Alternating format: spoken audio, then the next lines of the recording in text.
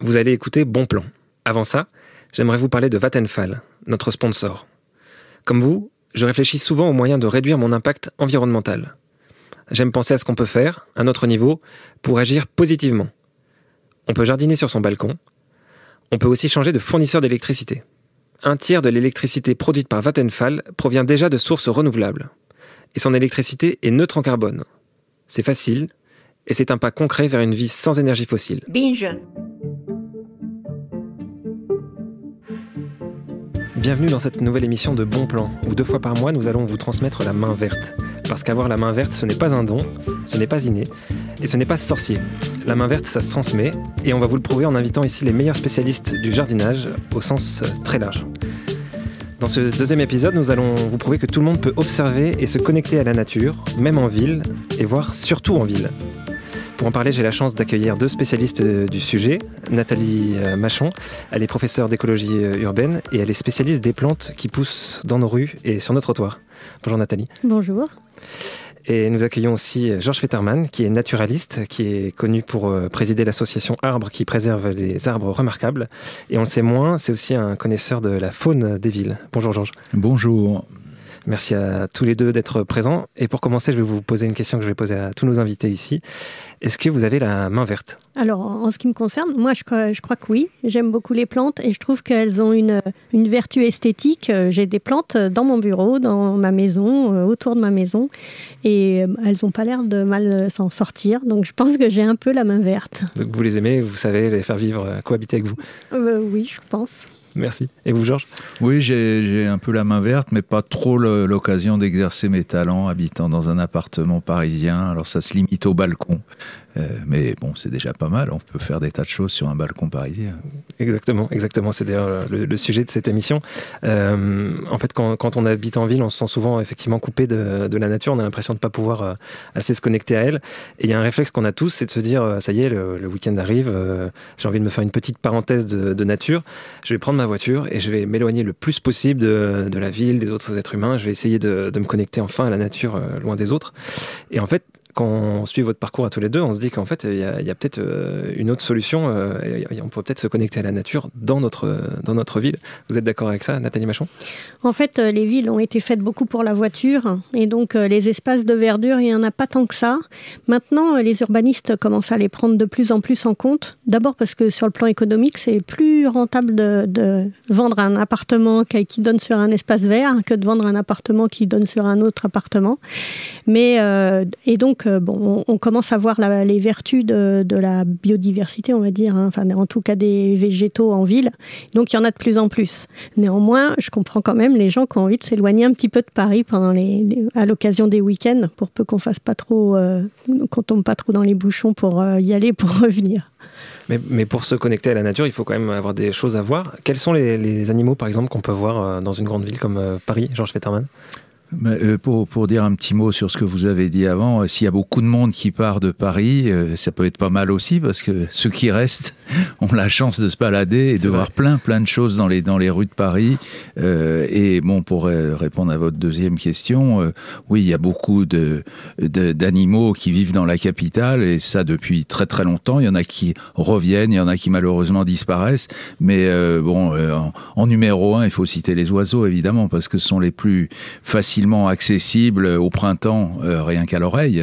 On peut avoir de très belles mélodies printanières, et puis des mammifères finalement assez nombreux. Alors ceux-là sont plus difficiles à voir. Puis quand on parle au grand public de mammifères dans Paris, où ils pensent à l'espèce humaine, ou bien aux chats et aux chiens, mais il y a des animaux sauvages, on va en parler après. Lesquels, par exemple, dites-moi. Non, on peut citer bien sûr les renards, les fouines, pas mal de chauves-souris à l'heure actuelle dans la capitale. Ça va un petit peu mieux qu'il y a quelques années, grâce à des efforts sur lesquels on reviendra, je pense. Des amphibiens également, de la famille des grenouilles, quelques petits lézards. Il y a du beau monde dans la capitale. Bon, ceux qui sont nocturnes, pas toujours facile à observer. Je parlais des renards. Il faut avoir de la chance de tomber dessus, mais il y a des gens qui les signalent régulièrement. Un hérisson au muséum samedi après-midi. Vous l'avez vu ? Je l'ai vu de mes yeux vus. Et vous êtes spécialiste plutôt des plantes. On se dit qu'une ville, un trottoir, c'est vraiment le pire endroit pour une plante. Il y a de la pollution, il y a du piétinement, il y a tout un tas de choses. Mais les plantes arrivent à survivre en ville ? C'est le pire endroit, mais effectivement, il y a des plantes qui réussissent à s'infiltrer dans les petites fissures, à pousser entre les pavés. Vous savez, toutes ces plantes qui se trouvent bien, par exemple, dans les falaises, elles retrouvent dans les rues des milieux qui ressemblent un petit peu. Et il y a des plantes qui sont très vigoureuses et qui arrivent même à s'implanter partout, à trouver leur espace pour pousser. J'ai un petit mot là, sur la notion de falaise. Allez-y. Oui.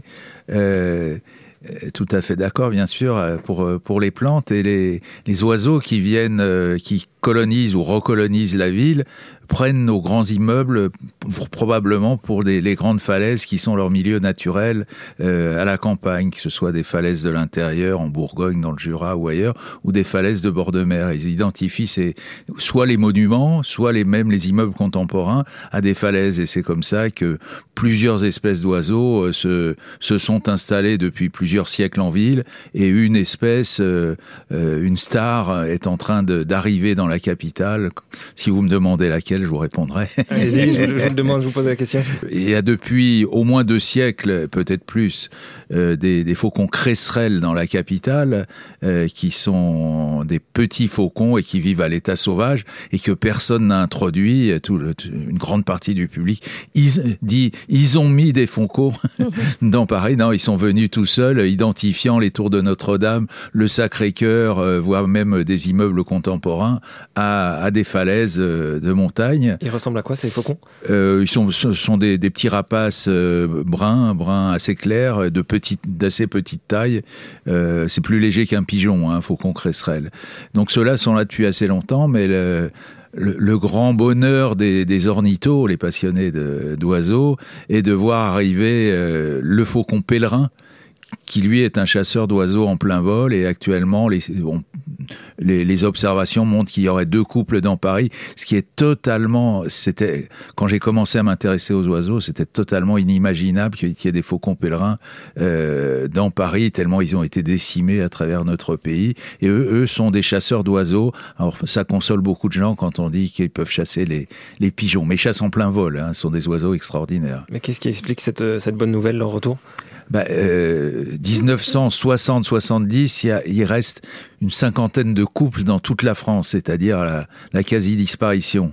Et puis il y a des mesures très sérieuses qui ont été prises d'interdiction, ça doit servir de leçon aujourd'hui, pour les plantes et pour les animaux, d'interdiction du DDT, vous savez, l'insecticide qui a fait des effets dévastateurs sur beaucoup de rapaces par chaîne alimentaire interposée, et des mesures strictes de surveillance par des générations d'ornithologues passionnés qui ont sauvé l'espèce, et puis par la bonne volonté des faucons pèlerins, parce qu'ils sont vraiment bien gentils de revenir à notre contact vu tout ce qu'on leur a fait subir. Merci et aujourd'hui, ils colonisent les villes un petit peu partout, et comme il se doit, je dirais, la ville de Paris, qui fait pas exception aux grandes capitales européennes ou aux grandes villes de France. Ouais, donc en fait, la ville, c'est vraiment un écosystème à part entière qui a ses particularités, mais qui peut être accueillant pour la faune et la flore. Ça me rappelle cette étude qui a été diffusée il y a quelques mois dans Science, qui disait que à l'échelle de toute la planète, les mammifères ont dû modifier leur rythme de vie. Ils deviennent de plus en plus nocturnes à cause de l'homme. Est-ce que vous voyez ça comme un signe de bonne cohabitation ou comme un signe inquiétant dans cette étude? Je ne sais pas, c'est un état de fait en tout cas. C'est clair que la population humaine s'est tellement accrue que, évidemment, la cohabitation est compliquée, et que les espèces qui arrivent à s'adapter, tant mieux pour elles, parce qu'elles n'ont pas vraiment le choix, on va dire. Ouais, c'est le lot de quelques espèces qui s'adaptent, pour beaucoup qui ne s'adaptent pas et qui n'arrivent pas à vivre à notre contact, et donc qui ne seront pas présentes en ville. Très souvent, on parlait des oiseaux, mais il y a des gens qui me disent, moi je fais des promenades dans Paris, mais on est envahi par les corneilles et les pies. Alors je leur dis, vous savez combien il y en a dans Paris? C'est quelques centaines combien il y a d'êtres humains dans Paris? On est quand même sur l'agglomération, ça se compte par 10 millions, 2 millions et quelques dans la capitale. Donc entre les corneilles, vous voyez, et les hommes, la catastrophe, elle n'est pas forcément là où on l'imagine. Mais elles sont diablement intelligentes. Toute personne qui observe un petit peu peut les voir en train de percer les sacs poubelles. Voilà, par rapport à votre question, comment ils s'adaptent. On invente à chaque fois un système nouveau pour ne pas qu'elles salissent tout, parce que dans un jardin des plantes, évidemment, on peut pas se permettre d'avoir des déchets partout comme ça. Et les gens sont sales, mais c'est pas toujours les gens. C'est souvent les corneilles qui contournent les trucs géniaux qu'on invente pour les piéger, enfin pour empêcher de chercher dans les poubelles, et elles trouvent des nouvelles solutions. Mais effectivement, beaucoup de gens voient pas, quand ils voient une corneille, ils disent pas tiens, un être vivant. Les gens les appellent corbeaux d'abord. Oui. Et dans Paris, ce sont des comment corneilles. vous expliquez que ce qu'on ressent, c'est un animal qui nous gêne, ils sont trop nombreux, c'est parce qu'on est déconnecté, on n'a plus l'habitude de cohabiter avec des oiseaux, c'est ça l'explication? C'est-à-dire que quand on a commencé à cohabiter avec eux, on avait des récoltes qui étaient tout à fait modestes, et tout ce qu'ils prélevaient, c'était de la nourriture en moins pour les humains. Là, il y a profusion de nourriture, donc on peut effectivement partager, mais les gens sont restés sur cette idée, et même les rats là on parle des corneilles, mais les rats recyclent une énorme quantité de déchets que nous produisons, et on continue à les voir d'un très mauvais œil, alors même que la peste c'est quand même éloigné de Paris, donc mais d'abord c'est des animaux qui vivent à des endroits, alors pas pour les corneilles, mais les rats, les souris, etc., qui vivent un peu de façon occulte, on ne sait pas très bien où elles se trouvent. On a l'impression d'en voir beaucoup. Elles prolifèrent d'une façon un peu anarchique, et ça fait peur. Et en plus, on ne sait pas de quoi elles sont capables. Elles paraissent très rusées. Effectivement, ces petits mammifères, comme les oiseaux, ont des façons de vivre qui sont très très bien adaptées à la cohabitation avec nous. Ils savent très bien. Ils ont évolué dans ce sens pour utiliser au maximum les ressources qu'on produit nous. Donc.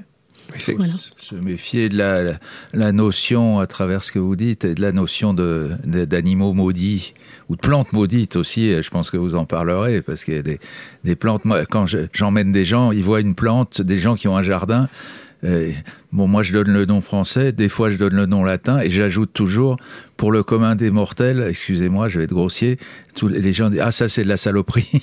Oui, une mauvaise herbe. Voilà.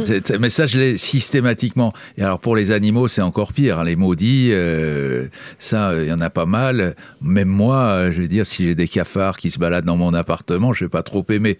Ceci étant, si on prend un peu de distance, c'est franchement pas une catastrophe, parce qu'ils bouffent tout. Hein. C'est comme les rats. A priori, ils transmettent. Bon, les rats, c'est possible, hein, mais les cafards, je doute qu'ils transmettent beaucoup de maladies, et ils récupèrent tout ce qui traîne. Mais bon, j'aime pas non plus. Oui, j'imagine que c'est pas forcément une bonne nouvelle. Mais c'est vrai que pour les corneilles, il y a de plus en plus d'études qui montrent qu'ils sont quasiment aussi intelligentes que la plupart des primates. C'est pas la première impression qu'on peut avoir. Histoire à propos des corneilles, si vous voulez, c'est que les corneilles parisiennes, normalement c'est tout noir une corneille. Hein. À la différence du corbeau qu'il y a dans les champs, qui a du gris, si les gens veulent apprendre à les différencier, c'est simple. En ville, ce sont des corneilles et pas des corbeaux. Et les corbeaux dans les champs, ils ont du gris sous le bec. Et ils ont des petites plumes sur les pattes qui dépassent. Donc, mais leur milieu de vie est vraiment bien distinct. Et les corneilles parisiennes, à force de manger notre nourriture, puisque c'est des détritus, elles sont carencées en certains éléments indispensables. Et donc, si on les observait bien, mais tout le monde peut le voir, elles ont très souvent quelques plumes blanchâtres au lieu d'être toutes noires. Elles ont des petits accommodements un peu blancs vers la queue, sur les plumes des ailes, etc., qui correspondent à une carence alimentaire à force de manger nos poubelles. Par contre, les corneilles campagnardes ou forestières, puisque c'est plutôt un oiseau forestier, elles sont toujours toutes noires. Donc elles ont une nourriture plus équilibrée. Donc les animaux des villes n'ont pas la même allure que les animaux des champs. Et c'est aussi le cas, Nathalie Machon, des plantes. Il y a un biologiste de l'évolution qui a montré que beaucoup de plantes des villes ont opéré une sélection naturelle très rapide pour s'adapter. Et il donnait l'exemple d'une herbe sauvage des rues que vous connaissez bien, qui s'appelle la crépis. Est-ce que vous pouvez nous expliquer son histoire ? Crépis sancta, c'est une plante qui pousse dans le milieu rural, à la campagne, et qui a la capacité de produire des graines certaines graines qui peut envoyer à longue distance parce qu'elles ont un pappus, donc une petite aile qui leur permet d'aller loin, et puis des graines qui en sont dépourvues et qui tombent au pied de la plante mère et qui peut repousser comme ça. Et donc, en général, elles ont un taux équilibré de ces deux types de graines. Et en ville, elles produisent principalement des graines qui n'ont pas de pappus, parce que quand on a un pappus en ville, on risque de partir loin de sa plante mère et de tomber sur le macadam ou l'asphalte et de ne pas pouvoir pousser. Et donc, c'est plus sûr pour une plante d'envoyer ses graines à ses pieds, et là la plante fille va pouvoir pousser, et avec les mécanismes évolutifs en fait ont été sélectionnés les plantes qui envoyaient les graines le moins loin possible, et maintenant en ville on a des plantes qui effectivement ont perdu la capacité à envoyer des graines loin, enfin en tout cas une bonne partie de cette capacité. Et donc ça c'est un phénomène d'évolution qui s'est fait sous nos yeux, sous les yeux des citadins, à l'échelle de quelques, on va dire, dizaines de générations de plantes. Et elle est certainement pas la seule dans ce cas-là. On a une petite plante qui s'appelle la cymbalaire des murailles, qui pousse à Paris. Elle ressemble à quoi ? Elle est toute mignonne. C'est des petites fleurs violettes avec un cœur jaune. Elle pousse sur tous les murs de la capitale. En fait, quand on la connaît pas, on la voit pas. Quand on la connaît, on la voit partout. On y fera attention désormais. Voilà. Et c'est une plante qui a la possibilité d'être pollinisée par les insectes ou d'être pollinisée par le vent, ou de faire de l'autopollinisation. Et en fait, pour être pollinisée par les insectes, une plante, elle a intérêt à faire des grandes fleurs. Et donc la sélection, au fur et à mesure des générations, fait que dans un environnement où il y a des insectes, ces plantes-là font des grandes fleurs. Mais en ville, où il y a des quartiers où il y a très peu d'insectes, elle fait des petites fleurs parce que c'est une dépense d'énergie qui est inutile d'investir dans des grandes fleurs. Donc, dans ces quartiers-là, elle fait des fleurs plus petites que dans les quartiers où il y a plus de pollinisateurs. Donc là aussi, c'est un phénomène d'évolution qui se fait dans la ville. Les plantes évoluent pas de la même manière qu'à la campagne, et probablement, si on attend suffisamment longtemps, on va avoir des espèces distinctes où une n'investira plus que dans la pollinisation, l'autopollinisation, et l'autre que dans les insectes, et finalement on va avoir deux espèces différentes. Alors pas tout de suite, il va falloir un certain temps, mais c'est des phénomènes qui montrent comment la ville peut faire une pression sélective importante. Ouais, donc là vraiment on sent qu'on ne peut pas distinguer, comme on a trop tendance à le faire, l'homme et la nature. En fait, nos villes, là où on vit, on est vraiment en pleine nature, et les mécanismes naturels sont en pleine action autour de nous, en fait, si on sait les regarder. Est-ce que vous d'ailleurs vous avez déjà vécu des moments vraiment d'émerveillement en observant la nature en ville, comme on peut le ressentir quand on observe un paysage ou je sais pas, quand on regarde la mer? Est-ce que vous vivez ce genre de moments aussi en ville? Alors probablement le contraste est très fort entre des endroits très très minéraux où il n'y a pas une seule plante, de ce fait il n'y a pas d'animaux non plus, et puis des endroits qui sont végétalisés. Et moi ce qui m'émeut le plus, c'est quand les plantes se mettent à des endroits complètement inattendus.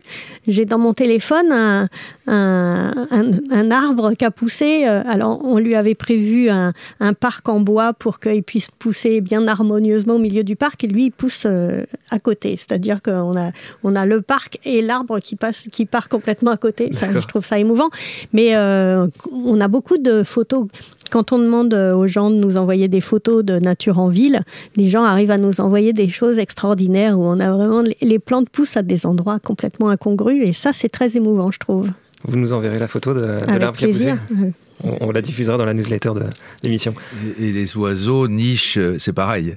Ils trouvent des cavités. Enfin, ceux qui acceptent de vivre à nos côtés, en tout cas, trouvent des cavités invraisemblables, des boîtes aux lettres, réverbères, pour installer leur nid. Il y a des choses incroyables. Sinon, pour répondre à ce que vous dites, deux souvenirs. Un du printemps dernier, trois cigognes en vol au-dessus du périph'.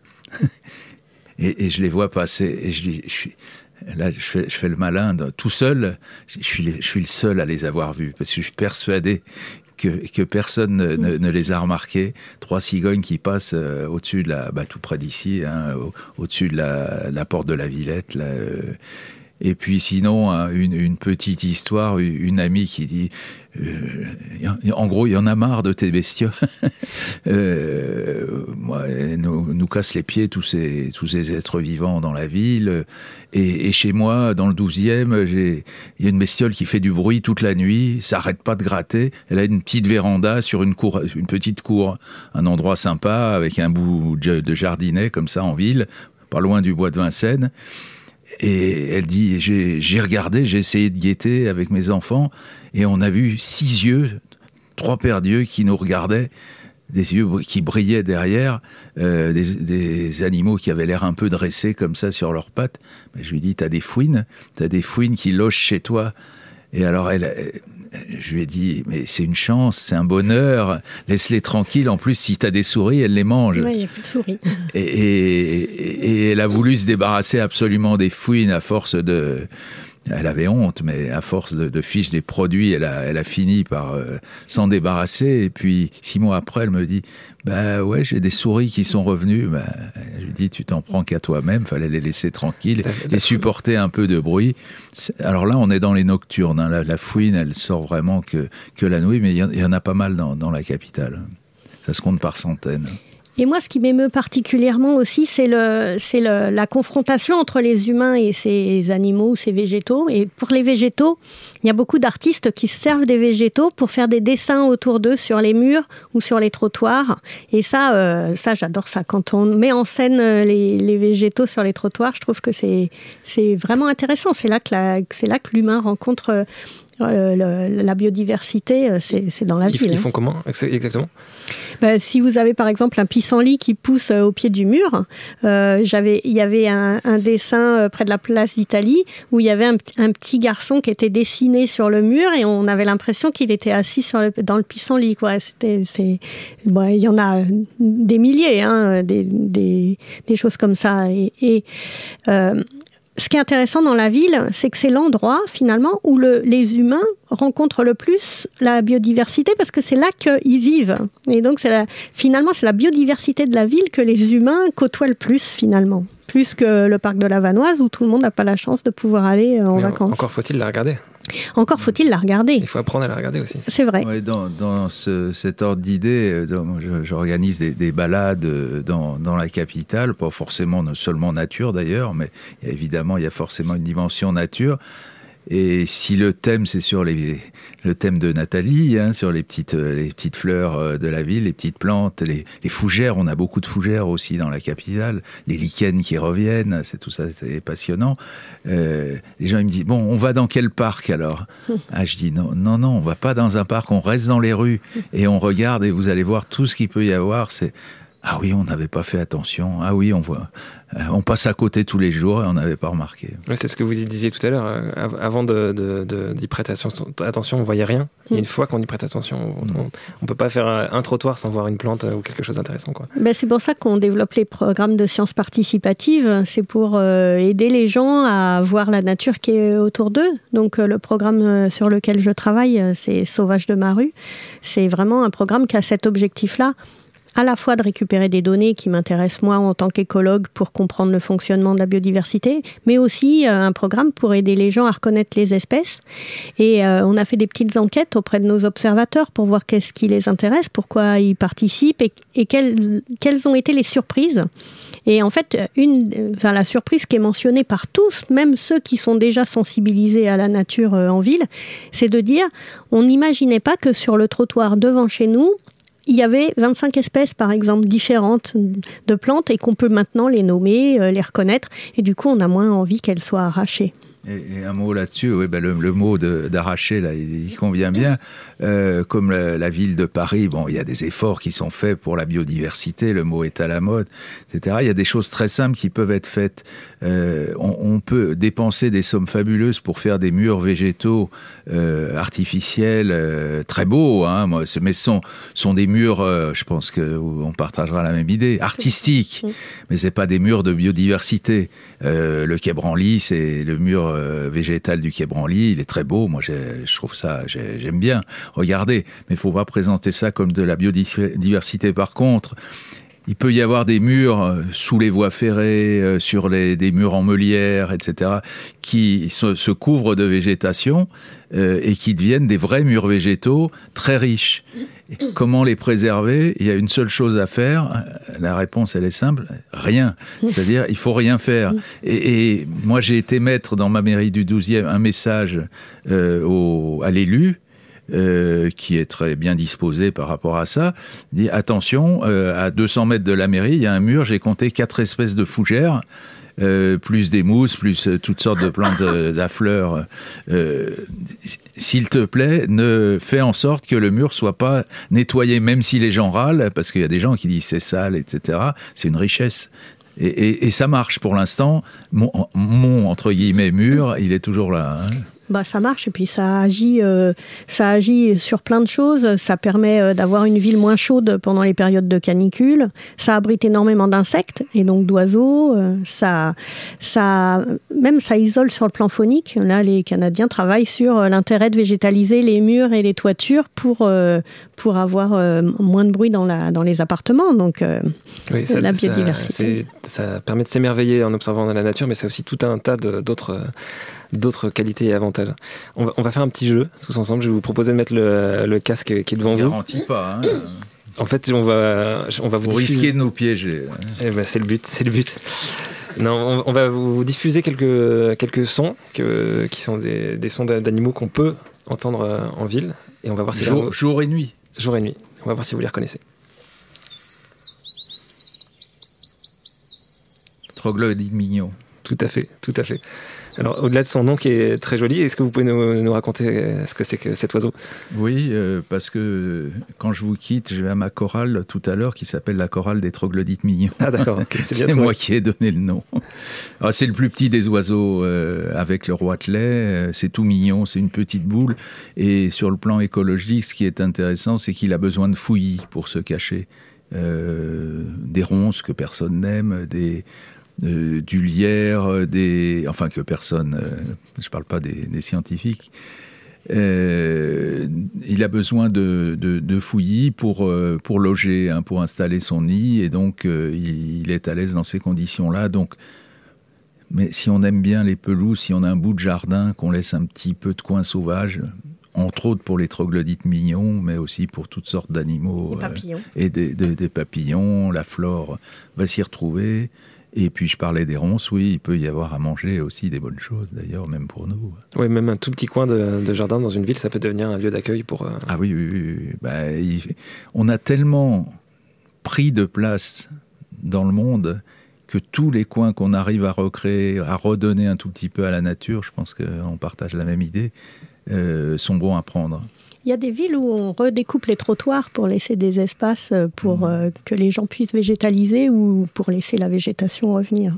Et ça marche. On va continuer le petit jeu avec un deuxième son.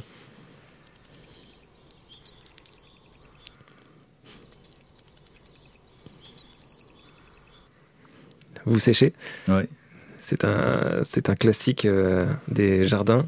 Il est bleu. C'est une mésange bleue. Ah oui, j'aurais dû trouver. Là, on le compare à une sonnette de vélo pour se mémoriser. Ah, j'y penserai. Mais il n'est pas terrible votre enregistrement. Ah, oui, c'est pas vraiment la mésange bleue. Hein. Ok, on fera mieux. C'est un carnivore quelconque. Tout à fait. Ouais, ça doit être un renard. Tout à fait, c'est un renard, ouais. C'est un renard. Donc ça aussi, on peut en voir en ville aussi. Ils reviennent. Vous les avez déjà vus, Georges Petermann ? Mais j'ai vu une fois les renards. Ouais. Ils rentrent côté est et côté ouest en venant des bois, notamment des bois de Vincennes, bois de Boulogne, et puis ils rentrent par les anciennes voies ferrées. la promenade plantée en coulée verte là, qui arrive jusqu'à la Bastille. Ils empruntent ces couloirs et ils rentrent la nuit.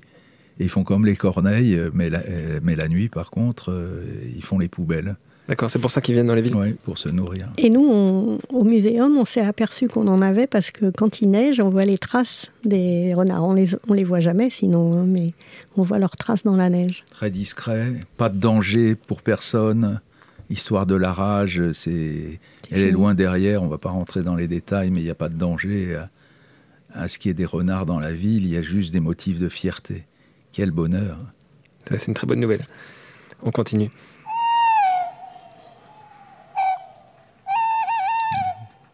Oh, c'est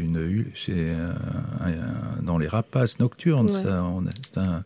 C'est une chouette. C'est une chouette hulotte. Tout à fait, ouais, tout à fait. Une chouette hulotte. Celui-ci est plus difficile. Chauve-souris. Effectivement. Et alors là, c'est le petit rhinolophe, qui est donc revenu dernièrement à Paris. Je crois que vous avez des collègues au muséum qui travaillent dessus. Mais en fait, je ne sais pas si on l'entend comme ça. Hein. Il émet des ultrasons qu'il faut transformer pour pouvoir les entendre. On est à la limite de l'audition. Dans un groupe, moi j'ai constaté, il y a des gens, alors plutôt les jeunes d'ailleurs, qui arrivent à entendre un tout petit peu, et puis en prenant un petit peu d'âge, on entend de moins en moins. Et puis il y a des gens qui n'entendent pas du tout. On est vraiment à la limite de notre audition. Mais eux, ça leur sert, vous savez, des colocations. Ils repèrent les obstacles grâce à ces sons. Et les insectes en vol pour pouvoir les manger. On a choisi toutes ces espèces parce que justement elles sont présentes dans les villes.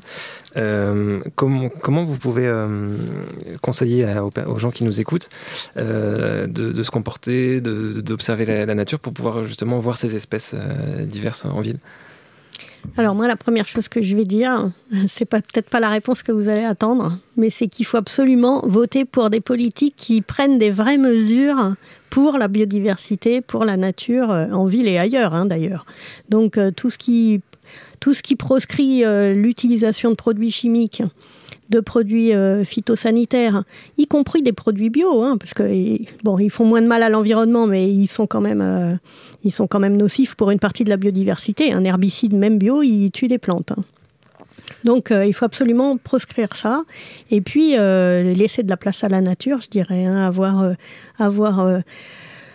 des comportements qui sont rationnels par rapport à l'utilisation de la voiture, par rapport dans sa vie de tous les jours, manger des espèces locales, éviter les transports trop loin, etc. Mais en attendant des changements politiques qui malheureusement ne seront peut-être pas pour demain, comment on fait, vous qui avez écrit un guide qui s'appelle Sauvage de ma rue et qui permet justement aux gens de reconnaître les espèces des rues, comment on fait si dès demain on va aller observer et se connecter avec la nature autour de nous, en ville ?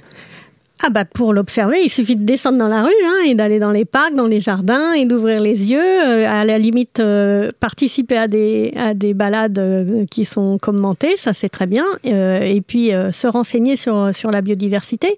Et puis dans notre façon de vivre, quand on a un jardin, essayer de regarder les espèces, ne pas enlever systématiquement tout ce qui pousse, parce qu'il y a des espèces qui sont extrêmement utiles aux jardiniers, qu'on appelle mauvaises herbes, mais qui sont quand même utiles, soit parce qu'elles donnent des ressources pour les pollinisateurs en attendant que les légumes fleurissent et puissent être pollinisés.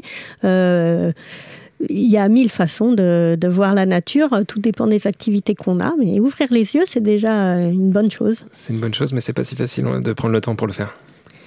On n'est plus très sensibilisé. Maintenant, tout ça revient dans les programmes scolaires. Donc, je compte beaucoup, moi, sur les générations qui montantes, puisque au lycée, au collège, on travaille sur la biodiversité et même on utilise des programmes de sciences participatives faits exprès pour eux.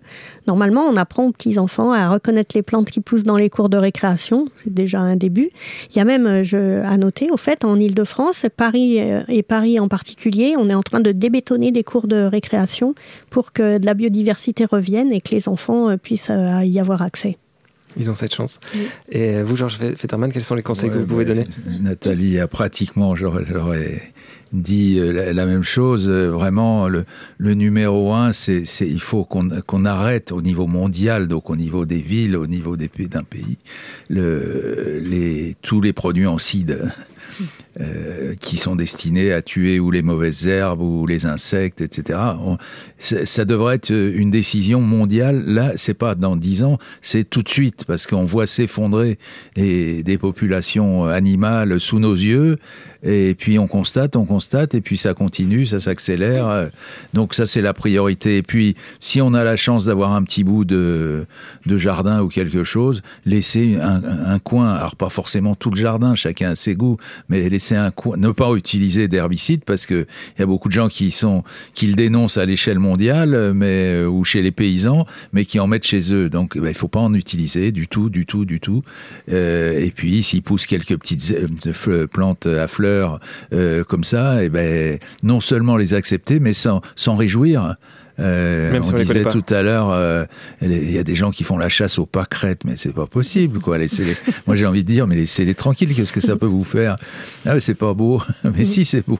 Et puis, on n'a pas à juger de ce qui est beau ou pas. Les pâquerettes, elles vivent leur vie, elles se reproduisent, et pour ça, elles n'ont pas besoin de nous. Elles ont juste besoin qu'on leur laisse un peu de place. Il y a des gens qui font la chasse à la mousse dans les pelouses. Et puis, laisser des coins avec du fouillis végétal, un bout des fois quelques pierres, quelques morceaux de bois déposés peuvent attirer pourquoi pas un hérisson ou un petit loir ou des petits animaux comme ça, beaucoup d'oiseaux. Tout ça peut être bénéfique assez vite. Parce que je vais pas faire des grandes conclusions, mais ma certitude, c'est que là, dans les quelques années qu'on a devant nous, le potentiel, il est toujours là. C'est-à-dire que si on arrête de polluer, de mettre des produits, etc., je pense que Nathalie sera d'accord, ça redémarre. Et ça redémarre. On revoit des papillons, etc. Il est encore temps. Il ne faut pas qu'on se retrouve dans la situation dans 10 ans ou quelques petites années où ça ne redémarrera pas. Là, pour l'instant, c'est encore possible. Donc, il faut que aussi chacun fasse un effort. Et effectivement, après, c'est sûr que la démission parlait plus largement politique, mais de Nicolas Hulot, c'était ce cri-là qu'il a poussé, et qui a dit j'essaye, mais faut que vous m'aidiez parce que il y a trop d'intérêts contradictoires. Vous avez raison de replacer ces sujets-là dans leur contexte. Le contexte, c'est un effondrement des populations d'oiseaux et d'insectes à très large échelle en Europe. Insectes et par conséquent oiseaux. Oui. On sait que le hérisson est en train de disparaître. On ne sait pas pour combien de temps encore on a des hérissons, alors que c'est des espèces qui mangent les escargots, les limaces, ce pourquoi on met des produits chimiques dans les jardins. Ouais. Donc là, je fais appel aux jardiniers, arrêter les pesticides et laisser revenir les hérissons. J'ai eu la chance d'avoir un hérisson qui est venu dans mon jardin urbain il y a 2 ans. C'est vrai que on l'a entendu un soir, c'est vrai une belle émotion. Donc se dire que ça peut disparaître. Il y a le c'est mignon. Et même ce qui est pas mignon, faut qu'on accepte. Je pense à une plante là mais je vais pas prolonger, mais il y a les orties et le lierre. Alors le lierre, je peux pas faire une balade sans que les gens me disent, mais c'est systématique. Ah oui, mais quand même, il étouffe l'arbre. C'est un truc qui revient. Mais le lierre, il est pas parasite. Il prend rien dans l'arbre et on sait que on peut contrôler le lierre, en enlever un petit peu, on n'est pas obligé de se laisser faire, se laisser piquer par les moustiques systématiquement, etc. On a le droit de se défendre.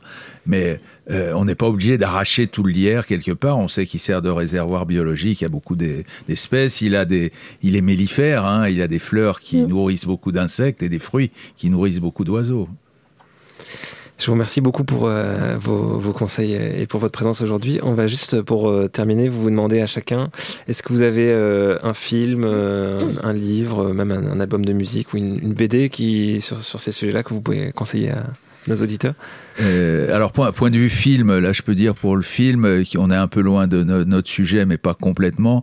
Il y a un beau film qui sort, qui fait controverse, c'est le Temps des forêts, où je sais que j'ai beaucoup d'amis parmi les forestiers, moi avec l'association Arbre, mais ils prennent très mal ce film qui n'est pas une remise en cause. Alors s'ils m'écoutent, dire que c'est pas une remise en cause de leur métier, mais d'une façon de gérer les forêts qui dans certaines régions de France est catastrophique, parce que alors on parle de biodiversité, quand on plante des Douglas, les sapins de Douglas par milliers dans le Limousin, c'est le thème du film.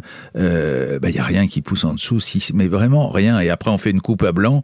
À la limite, c'est presque pas grave puisqu'il y a rien en dessous. Donc il y a rien pour rien à aucun moment du point de vue de la biodiversité. Or la forêt est théoriquement le milieu le plus riche écologiquement dans des régions comme les nôtres.